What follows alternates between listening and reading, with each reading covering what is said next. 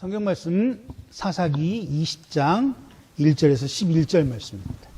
구약 성경 396페이지.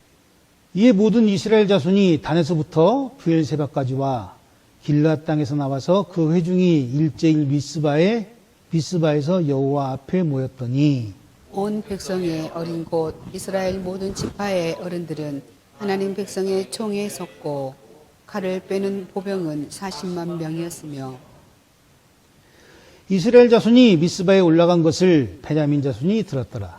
이스라엘 자손이 이르되 이 악한 일이 어떻게 일어나는지 우리에게 말하라 하니 레이 사람 곧 죽임을 당한 여인의 남편이 대답하여 이르되 내가 내 첩과 더불어 베냐민에 속한 기브아에 유숙하러 갔더니 기브아 사람들이 나를 치러 일어나서 밤에 내가 묵고 있던 집을 내워싸고 나를 죽이려 하고 내 첩을 욕보여 그를 죽게 한지라. 내가 내 첩의 시체를 거두어 쪼개서 이스라엘 기업의 온 땅에 보냈나니 이는 그들이 이스라엘 중에서 음행과 망령된 일을 행하였기 때문이라.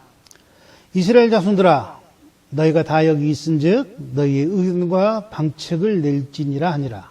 모든 백성이 일제 일어나 이르되 우리가 한 사람도 자기 장막으로 돌아가지 말며 한 사람도 자기 집으로 들어가지 말고 우리가 이제 기브아 사람에게 이렇게 행하리니 곧 제비를 뽑아서 그들을 치되 우리가 이스라엘 모든 지파 중에서 100명에 10명, 1000명에 100명, 1000명에 1000명을 뽑아 그 백성을 위하여 양식을 준비하고 그들에게 베냐민의 기브아에 가서 그 무리가 이스라엘 중에서 망령된 일을 행한 대로 징계하게 하리라 하니라. 이와 같이 이스라엘 모든 사람이 하나같이 합심하여 그 성읍을 치려고 모였더라.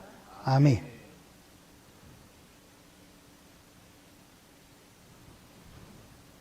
그 성경을 다 읽고 나서 아멘 하는 건 어디서 배운 거예요 도대체? 너무 리드미컬하게 하는데.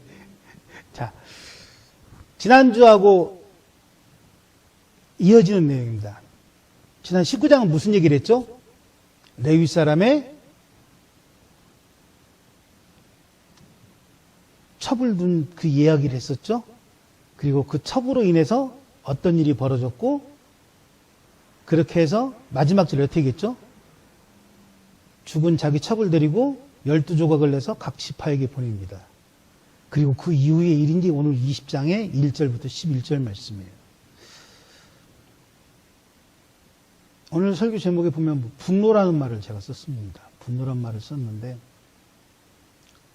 이 분노라는 말을 우리가 이해하려면 분노의 시작이 어디에서 시작되는가를 좀 보자는 거죠. 분노가 어디서부터 시작되는 거라고 생각하십니까? 분노. 분노는 뭐예요, 그러면? 낱말풀이로 들어가서 분노. 화내는 걸 분노라고 그러잖아요. 화내는 거. 역정내는 거. 성경에서는 노여워 말아라. 분노하지 말아라. 그리고 분노하는 사람은 거룩하지 못한 사람이고 노여움이 많은 사람은 어떤 사람이라고 그러죠? 자기 욕정이 가득한 사람이라고 가리킵니다. 우리가 잘 아는 성경 말씀 중에 그런 말씀 있잖아요. 너희는 어찌하여 형제의 눈에 있는 티끌은 바라보며 너의 눈에 있는 들보는 보지 못하느냐. 이 성구를 써가며 분노를 이제 삭히라고, 노여움을 삭히라고 그렇게 가리킵니다. 그런데 오늘 성경 본문 말씀의 내용을 쭉 읽어보시면, 20장 말씀을 쭉 읽어보시면 무슨 얘기가 나오냐면, 아니 20장 얘기가 아니라 19장부터 얘기해서 20장까지 오는 얘기를 쭉 읽어보면 지금 사실은 큰 테마가 뭐죠? 이스라엘 백성들이 다 베냐민 지파를 죽이겠다고 나서요. 죽이겠다고 나섰는데 그 이유가 뭐예요? 사실은 왜 죽이려고 그러죠? 레위 지파의 레위 사람의 첩을 12조각 내서 자기들에게 보냈기 때문에 화가 났을까요? 아니면 레위 지파의 첩을 죽였다는 데서 화가 났을까요? 아니면 레위 지파가 첩을 두었다는 것에 화가 났을까요? 어디에서 화가 났을까요, 도대체? 제가 말씀드리고 싶은 그거예요. 내 욕정으로 가득 찬 화냄이 아니라 지금 성경에서 이야기하는 이 분노는 도대체 어디서 시작되냐는 거예요. 이 인간이 전제국이라는 놈입니다. 전두환이 큰아들이에요. 얘 하나 때문에 군대의 장교가 얘 한 명만 뽑기 위해서 전형이 바뀌는. 그런데 이놈이 윤석열이를 두고 무슨 얘기를 하냐면 5.18과 같이 반란군이 일어난, 그래서 광주 사태 같은 일을 또 벌려야 된다고 서슴지 않고 얘기했던 그런 놈입니다. 또 한 사람이 나옵니다. 빠루 여전사. 이제 대통령까지 나오겠대요. 또 한 명이 나옵니다. 누굴 것 같아요? 제가 하도 자주 얘기하는 인간. 사기꾼 정광훈이. 그런데 여기에 또 한 인간이 또 기어나와요. 제가 부러워서. 누구죠? 마이크 잡고 기도하는 소년부라면 미친놈. 이게 분노예요. 목사가 어떻게 미친놈, 강아지 이런 얘기를 하냐 그러는데 기준이 어디에 있어야 돼요? 기준이 있는 거에 대한 분노는 분노가 아니고 화냄도 아니에요. 윤석열을 좋아하는 사람들이 들으면 참 재밌는 얘기가 이거 있습니다. 청와대 이전 비용이 얼마가 들었는지 아십니까? 1조 806억 원이 들었습니다. 그리고 아직 완성도 못했어요. 부산 엑스포를 유치하는데 고작 12표 받는데 5,744억을 쓰고 돌아다녔어요. 새만금의 잼버리를 하면서 1,171억 원에다가 운동장 빌리고 호텔 빌리고 하는 그 후속 조치로 200억을 썼다 그럽니다. 그리고 이번에 기름 뽑아낸다고 대왕고래 이걸 한다 그랬죠? 이때 한 게 1,263억입니다. 이것만 대충 잡아도 한 2조, 3조 되겠죠? 이걸 좀 세부적으로 들어가면 이렇게 나온대요. 제가 뽑은 게 아니에요. 누가 뽑아놓은 거 제가 이제 캡처 쓰는 건데 쫙 저렇게 나옵니다. 그런데 더 재밌는 게 뭔지 아십니까? 이 내란숙의 이 미친놈이 지기현이라는 미친 판사 하나가 풀어주는 바람에 그 대통령실에 가가지고 뭐해요? 판결이 이제 내란이다 라고 확정을 받았죠? 그리고 용산에서 며칠을 버텼죠? 한 일주일 버텼습니까? 한 일주일 버틴 것 같아요. 금요일날 판결 받았습니까? 어저께 저녁에 나가는데, 그저께 금요일날 저녁이죠? 금요일날 저녁에 나가는 데까지 쓴 돈이 100억을 썼답니다. 그 두 년놈이 먹고 자고 마시는데. 그런데 나라는 돈이 없습니다. 이게 지금 현실이에요. 그럼에도 불구하고 태극기를 흔들어대고 껴안고 볼인지 목인지 뽀뽀라는 젊은 친구가 있고 그 앞에서 눈물을 짓고 무슨 김일성이 보듯이 막 환장하는 여자들도 보고 나이 먹은 사람들도 보는 시대. 이걸 다른 말로 얘기하면 민주주의니까 가능한 얘기예요. 북한 같았으면 총 맞아 죽었습니다. 벌써 예전에. 전두환 시대 같았으면 끌려가도 몇십 분 끌려갔어요. 박정희 시대 같았으면 어디 개울가에 지금 처박혀 있어 시체로 나올 시대. 그럼에도 불구하고 지금 좋은 그런 사람들과 함께 세상을 살아가는 시대. 근데 이걸 보면서 많은 사람들은 그런 생각을 합니다. 어떤 사람은 짜증내고 어떤 사람은 좋아합니다. 그런데 오늘 저는 그 얘기를 하고 싶은 거예요. 저 돼지 같은 놈이 일을 잘못했거나 그 구약을 외운다는 이사벨 같은 그 미친 여자의 말이 그 여자가 수성형수술 몇 번을 했고 하도 턱을 깎아서 씻지를 못하네 빨대로 물을 먹고 있네 그런 얘기를 저는 하고 싶은 얘기가 아니고 지금 보고 있는 그 시대와 살고 있는 이 시대와 오늘 사사기에서 19장과 20장에서 이야기하는 시대가 다른 시대일까 한번 찾아보자는 거예요. 이미 나라는 두 쪽으로 갈라졌습니다. 그리고 서로가 서로를 향해서 좌빨이니 뭐 우익이니 막 그런 얘기를 막 해댑니다. 그런데 제가 지난주부터 이 사사기 말씀을 드리면서 그런 생각을 하게 된 거예요.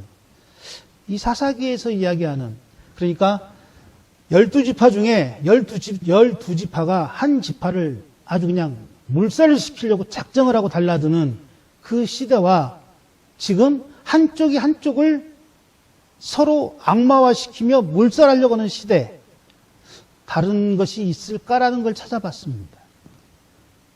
근데 다른 것이 있을까 찾아봤는데 원인 제공이 좀 틀리더라고요. 지금 이 시대에는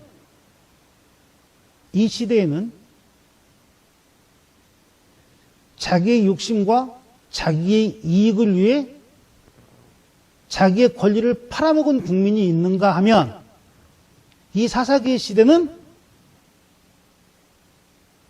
자기가 누구로 인해 시작됐는지를 모르는 사람들에 의해 자기들의 시대라고 착각하는 그 모습에서 혼란함을 찾는 거예요. 오늘 성경 본 말씀을 그렇게 시작을 합니다. 이스라엘 사람들이 모입니다. 어디에 모이죠?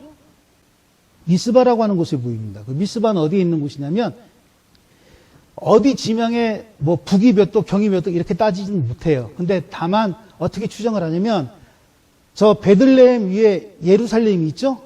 그 예루살렘에 가면, 예루살렘 북쪽으로 올라가면 큰 평야가 있대요. 그 평야를 아마 미스바라고 서로 성경학자들은 이야기를 합니다. 그리고 그곳에서 사람들이 많이 모여요. 저 미스바는 몇 번 등장을 하는데 야곱에서부터 시작을 합니다. 미스바는. 그리고 사무엘이 어떻게 하죠?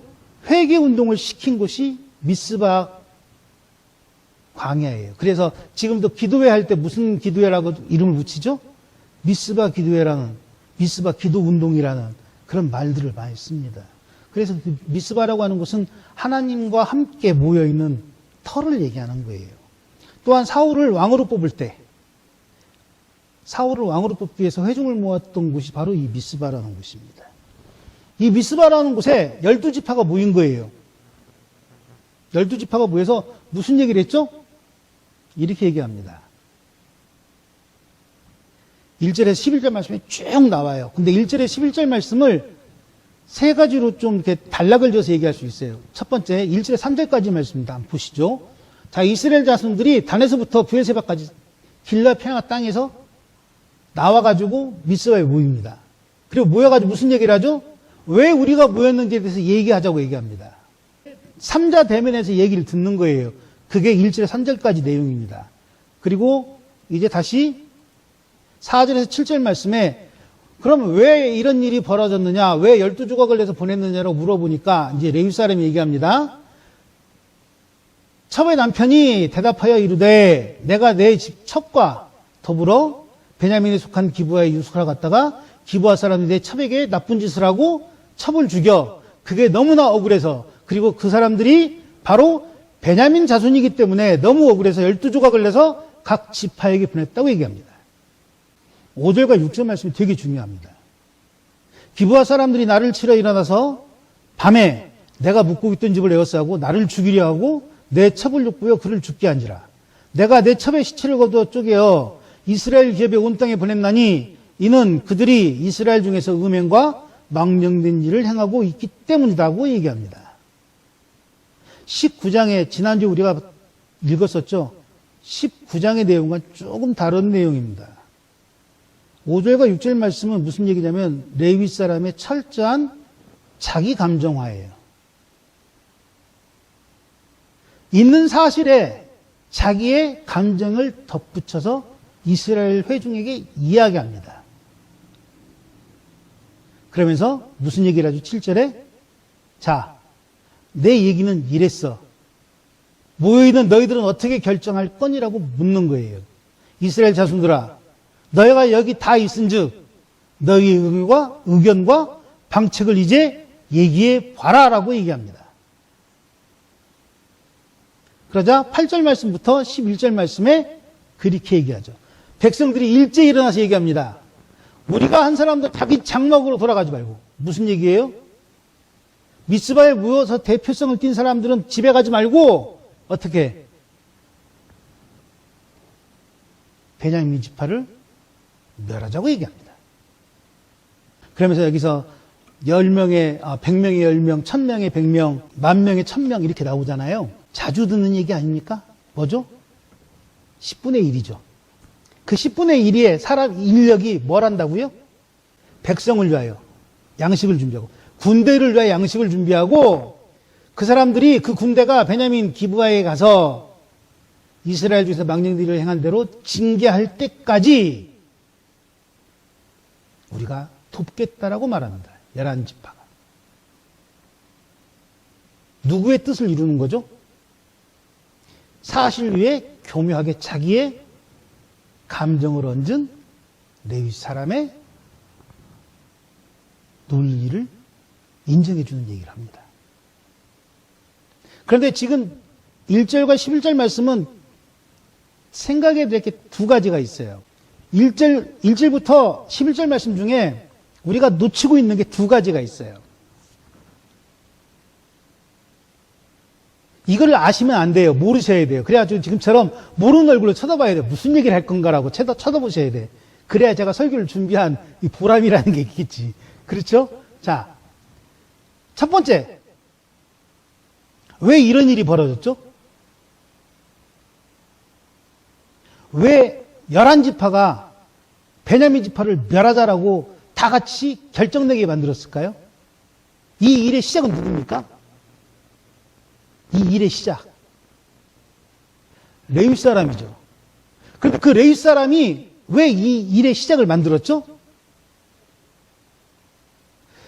처벌드렸다는 거에서부터 문제가 시작된 거예요. 그런데 잘 들어보세요. 1절과 12절 말씀 중에 레위 사람이 첩에 대해서 얘기할 때 누구 하나도 왜 너는 첩을 두었냐라고 말하지 않습니다. 누가요? 그 미스바라고 하는 곳에 모였던 회중들이. 그 얘기 무슨 얘기일까요? 그 정도는 죄가 아니라고 인정하고 넘어가는 시대란 말이에요. 여기서 시작된 거예요, 이 죄는. 그럼 두 번째는 뭘까요? 사실에 입각해서 회중에게 보고하는 게 아니라 사실을 깔고 자기 감정을 얹어 사실인 척 이야기합니다. 그 결과로 회중이 어떻게 얘기하죠? 회중이 7절 말씀, 레위 사람이 말하는 것처럼 이렇게 말하죠. 음란하고, 6절이구나. 음행과 망정된 일을 행하는 저 베냐민 사람들을 가만히 둘 것이냐. 누구 관점이에요? 첩을 뒀던 레위 사람 관점입니다. 그런데 이 관점이 누구에게 통하죠? 이스라엘 사람 11지파에게 통한 거예요. 그런데 이 전체적인 이 두 가지의 문제점이 사실은 어디를 향해 간다고 제가 저번주에 말씀드렸죠? 왕이 없어서. 뭐 사울왕이나 다윗왕이 아니라 이스라엘 백성의 왕은 누구예요? 하나님이시잖아요. 누가 계약했죠? 아브라함이 하나님과 계약을 합니다. 아브라함부터 이스라엘 백성들이 사실 시작된 거예요. 그러면 다윗 왕을 뽑거나 솔로몬 왕을 뽑는 게 이스라엘 백성들의 왕을 뽑는 게 아니라 누구를 중심으로 살아야 되는 거죠? 하나님 중심이죠. 모세를 세우시고 출애굽할 때에도 누가 앞장서 가셨어요? 하나님이 구름 기둥과 불 기둥으로 앞장서 가셨죠. 가나안 땅에 들어가는 그 과정 속에서 수많은 전쟁을 치를 때 하나님이 뒤쳐져 가셨을까요? 아니면 하나님이 앞장서 가셨을까요? 전쟁에서 졌을 때는 이스라엘 백성들이 하나님보다 앞에 있었을 때 졌어요, 항상. 자기 생각과 자기 고집을, 자기 경험을. 그동안의 전투에 쌓아왔던 전술을 이용했을 때 졌어요. 그리고 어떻게 하죠? 이스라엘이 가지고 있는 고집과 아집을 뒤로 빼고 하나님이 인도하시는 구름기둥과 불기둥을 인정하는 그때에 졌던 전쟁도 어떻게 해요? 승리케 하셨어요. 이게 우리가 이야기하는 왕의 왕권 아닙니까? 그런데 사사기 시대에 이르르면 어떻게 되죠? 사람들이 자기 생각과 자기 고집을 얘기합니다. 자기 중심으로 모든 걸 판단합니다. 70년대, 60년대, 50년대 그리고 구한말에 기독교가 처음으로 이 땅에 전파됐을 때 많은 사람들은 기독교를 그저 우리가 아는 천지신명의 한 부류로 생각을 했어요. 그리고 신분이 개혁이 된다든지 일제시대를 통해서 신분이 개혁되고 서로 통용되어지는 시대, 평등해지는 시대를 겪어가며 어떻게 변하죠? 개신교라고 하는 것에 사람들이 더 많은 끌림을 받습니다. 그리고 해방과 전쟁을 통해 개신교의 각 모임들 속에서 나오는 구호물자라든지 그런 거에 사람들이 많이 마음을 엽니다. 그래서 60년대, 70년대, 80년대까지만 해도 교회는 주는 곳이었어요. 물질을 주는 곳. 마음을 주는 곳이 아니라 물질을 주는 곳이었어요. 70년대 민주화, 80년대 민주화 운동을 거치면 이제 뭐가 되냐면 주는 것이 무장하는 곳으로 바뀌었어요.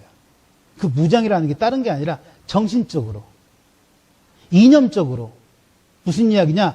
공산주의나 민주주의를 만들어가는 게 아니라 무엇이 진정한 민주사회를 만들 수 있는 공동체가 될 것인가에 대한 연구들을 하기 시작했어요. 교회에서. 그래서 많은 사람들이, 많은 젊은이들이 교회에 발을 딛기 시작했던 거예요. 그리고 80년대 말 90년대부터 어떤 일이 벌어지죠? 아파트니 재개발이니 해가며 땅덩어리 싸움을 시작합니다. 땅 따먹기 싸움을. 군사정권에서. 그렇게 자기도 콩고물이 떨어지니까. 마치 고속도로를 위해 지네 집 앞을 지나가게 만드는 그 이세벨 같은 여자와 똑같은 짓을 한 거예요. 거기에 교회도 같이 발을 단 겁니다. 그때부터 교회는 주는 곳이 아니라 받는 곳이 됐고, 그때부터 교회는 하나님이 아니라 성공을 따라가는 이상한 게 돼버렸던 거예요. 괴물이. 그리고 코로나 시대를 지나가며 무슨 이야기를 합니까? 레위가 첩을 둔 것과 똑같은 짓을 교회들이 하기 시작했던 거예요. 저는 지금 그 얘기를 드리고 싶은 거예요. 지금 교회가 부흥을 했네 안 했네 되게 중요한 얘기지만 그보다 더 중요한 얘기가 뭐예요? 교회가 누구 거냐는 거예요. 교회가. 내 마음과 내 생각과 내 뜻과 내 경험과 내가 이 교회에서 20년, 30년 있었는데 20년, 30년 동안 내가 개척하고 이렇게 성장을 시켰으니까 이게 누구 거예요? 내 겁니까? 하나님 겁니까? 이 근본적인 문제를 아직 대답하지 못하고 미스바의 사람들을 모아놓고 얘기하는 거예요.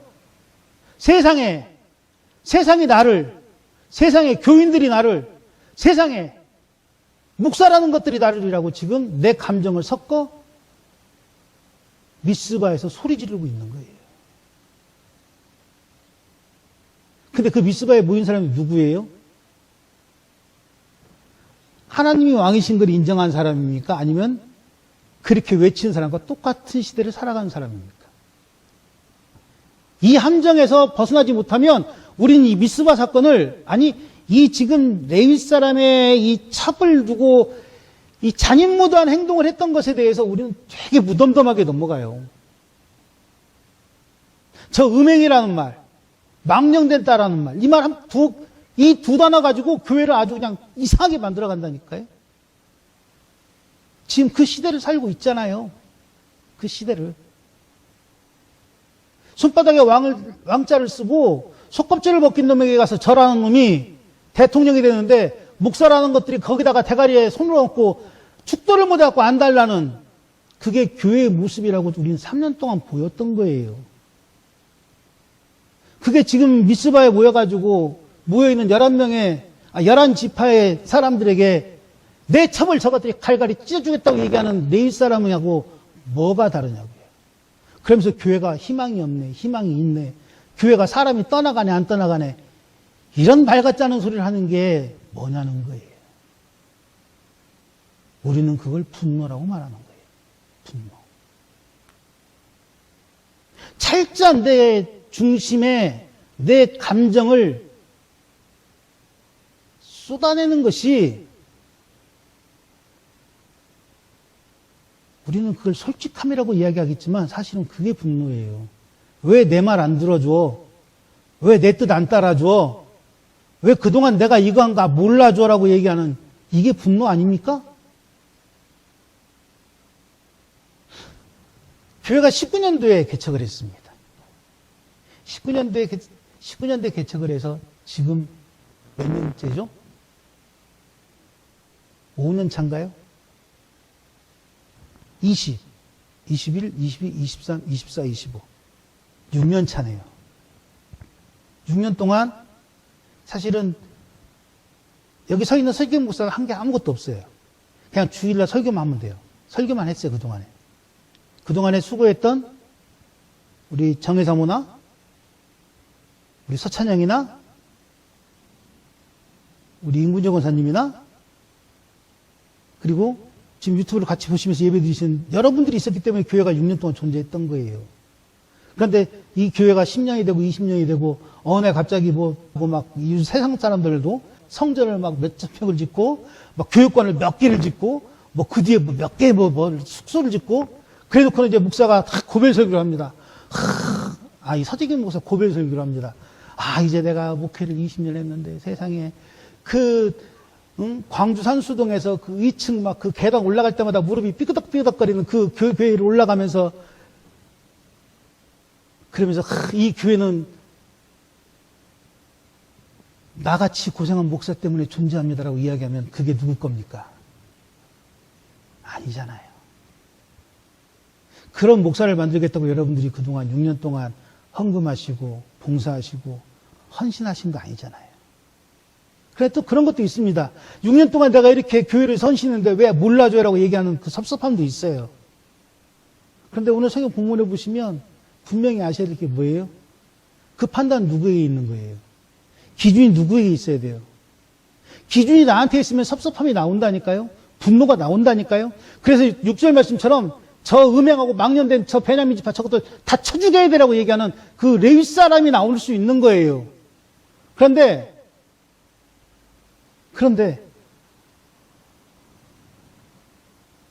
그 기준이 하나님이라면 내가 6년 동안 수고하고 애썼던 이 모든 헌신이 누구에게 영광이에요? 하나님께 영광이었잖아요. 그럼 그 하나님께 영광인 나의 삶이 지금은 좀 어둡고 지금은 좀 힘들고 지금은 좀 어려워도 하나님께서 그를 그냥 두실까요? 제 경험으로 봤을 때 절대로 그냥 두시는 분이 아니라는 겁니다. 단지 내 욕심에 차지 않아 내게 부어주시고 내게 흔들어주시는 그 은혜를 아직 우리는 입술로 고백할 수 없는 것뿐이에요. 건강도 복입니다. 돈 많은 것만 복이 아니라. 신앙을 소유하려고 애쓰는 것도 복입니다. 백조가 물 위에 떠 있는 이유를 아십니까? 오리가 물 위에 떠 있는 이유를 아십니까? 오리가 어떻게 물 위에 떠 있습니까? 백조가 어떻게 물 위에 떠 있습니까? 보기에는 그냥 고고하게 얌전하게 가만히 앉아 있잖아요. 그런데 그 밑에는 뭐예요? 수없이 많은 발길질을 하잖아요. 안 빠지려고. 왜 그럴까요? 가만히 있으면 빠지잖아요. 그게 신앙이라니까요. 그렇다 해서 우리가 나 발길질하는 거 싫다고 그냥 빠지는 거 그냥 그래 빠져가지고 죽는 거 보신 적 있으세요? 백조가 발길질하는 게 싫어서 물에 빠져 죽었다는 얘기 들어보신 적 있으십니까? 없으시잖아요. 이게 소유자와 소유가 아닌 사람의 차이라니까요. 오늘 이 레위 사람의 이야기도 지금 그 얘기를 하고 싶은 거예요.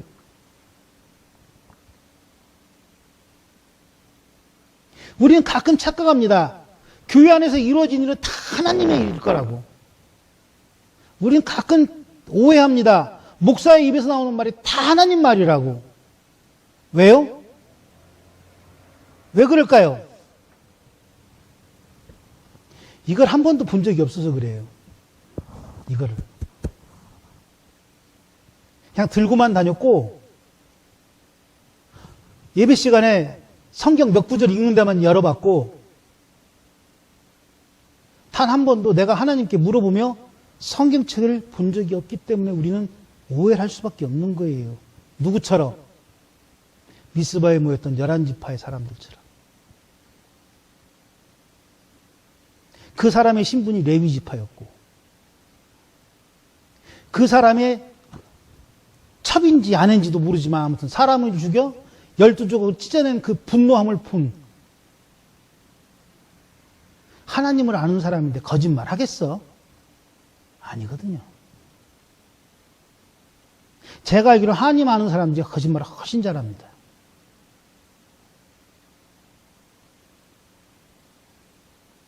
제가 알기로는 하나님 아는 사람들이 고집이 훨씬 더 셉니다. 제가 알기로는 하나님을 믿는다고 하는 사람들 치고 자기 말 안 들으면 저주하는 사람들이 훨씬 더 많습니다. 그 중에 목사가 많아요. 왜? 오늘 레위 사람하고 똑같은 생각을 하거든요. 내가 무슨 지파인데. 지금 내가 이렇게 부당한 일을 당했는데. 지금 내가 이렇게 억울한 일을 당하고 있는데. 일평생 하나님의 일만 하는 지파에 속한 내게 겨우 베냐민 지파 저것들이 여기에서 미스바의 이 사건은 이상하게 흘러가는 거예요. 하나님이 세운 12지파임에도 불구하고 11지파가 한 지파를 죽여버리겠다고 달라드는 일이 벌어지는 거예요. 누구의 이름으로? 하나님의 이름으로. 이 얼마나 모순입니까? 나라가 어렵다고 얘기합니다. 어떤 사람들은 뭐 기각을 당하고 뭐 어떤 사람들은 파면을 시킨다고 하고 막 파면을 했다는 소리에 막 눈물을 지었다는 사람도 있고 파면한다는 소리에 세상 망한 것처럼 막 통곡하는 사람도 본 적은 저는 봤습니다. 왜 그럴까요?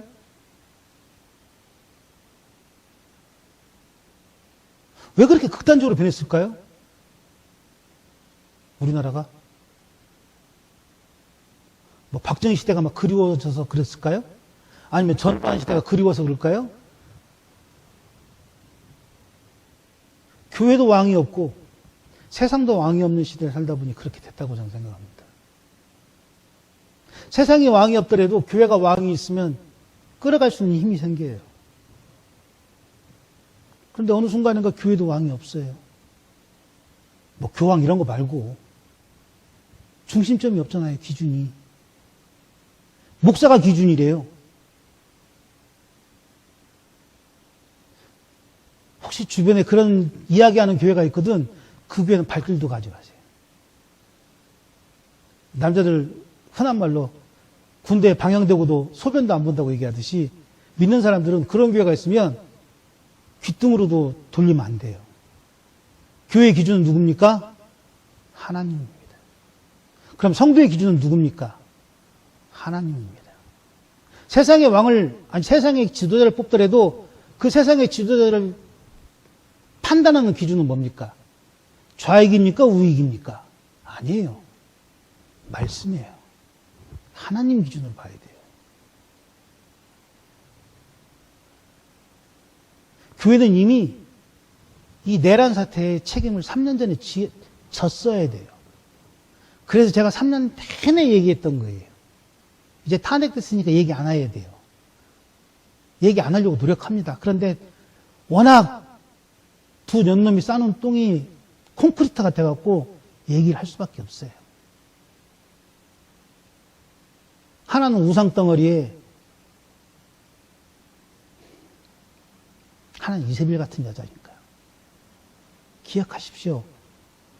여러분들이 지금 미스바 그 광야에 모여서 무슨 얘기를 듣고 계십니까? 차불둔 레위 사람의 그 억울한 분노의 말을 듣고 계십니까? 아니면 하나님께 돌아가자고 외치는 사무엘의 이야기를 듣고 계십니까?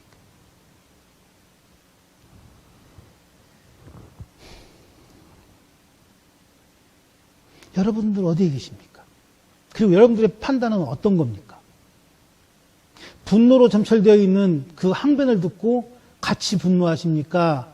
아니면 철저하게 자기 감정에 지배되고 있는 한 인간의 나약함을 말씀으로 보듬어주는 자리에 서 계십니까?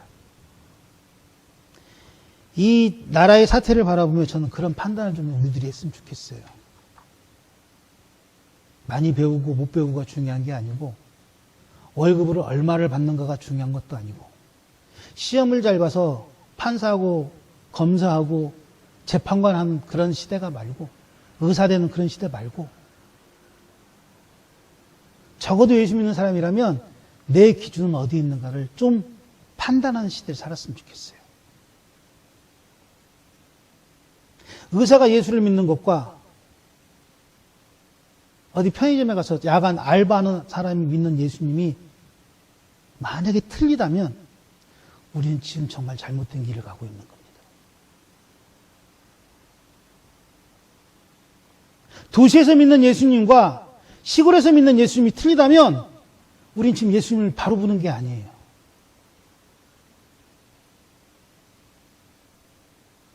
이제 다음 주 부활주일입니다.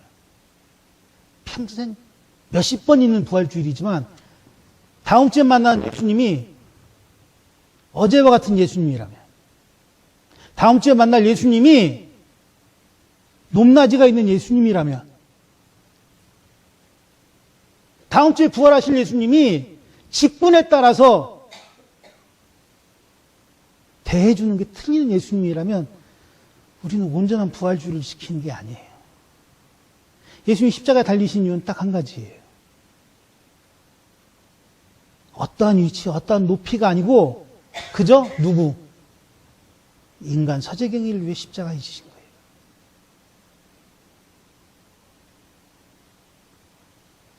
나를 위해 피 흘리신 거예요. 나만을 위해.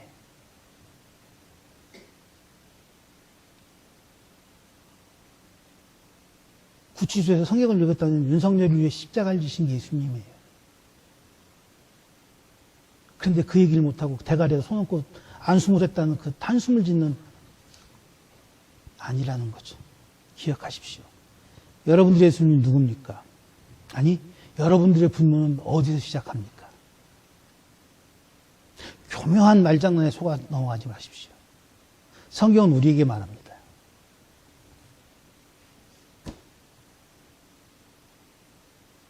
내가 곧 길이요. 내가 곧 진리요. 내가 곧 생명이라고. 나만이 진리고 나만이 길이고 나만이 생명이라고 말씀하신 그 말씀이 이제 시작되는 고난주간 그리고 다가오는 부활주일에 우리에게 조금 더 은혜가 되고 세상을 향한 분노, 교회를 향한 분노, 나를 향한 분노를 정확히 파악하는 그런 생활이 되시는 저와 여러분 되시기를 주님으로 축원합니다. 기도하겠습니다.